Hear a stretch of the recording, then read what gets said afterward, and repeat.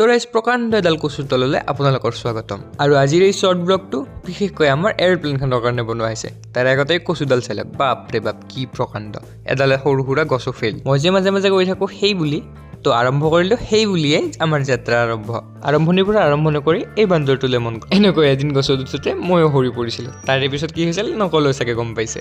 যি কি নহওক, আমি আৰম্ভ কৰিলোঁ আমাৰ এৰোপ্লেনখনৰ মেৰামতি কাম। আৰু আৰম্ভ কৰোঁতেই চিঙৰাকেইটা আহি পেলাই আমাৰ কামত ব্ৰেক মাৰি দিলে।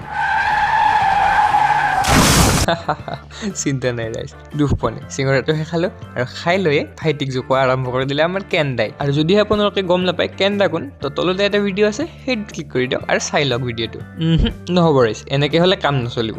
সেই বুলিয়ে কয় ইঞ্জিনিয়াৰে আহি পালে। ইঞ্জিনিয়াৰে আৰম্ভ কৰি দিলে আমাৰ মেইন কামখিনি। তো আমি ধুনীয়াকৈ পাখিকেইখন বনাই লৈ এৰোপ্লেনত লগাই দিলোঁ।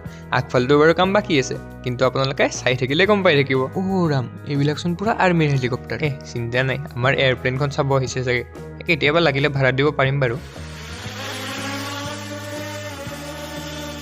ৰ'ব গাইজ, যি ভাবি আছে ভুল ভাবি আছে। এইটো ড্ৰোন নহয়, বাঁহৰ আগত মোৰ মোবাইলটোহে বান্ধা আছে। ড্ৰোন নাই বুলি গাইজ লাজ কৰা নাই দেই, বাঁহৰ ওপৰত বান্ধি হ'লেও চাইছোঁ।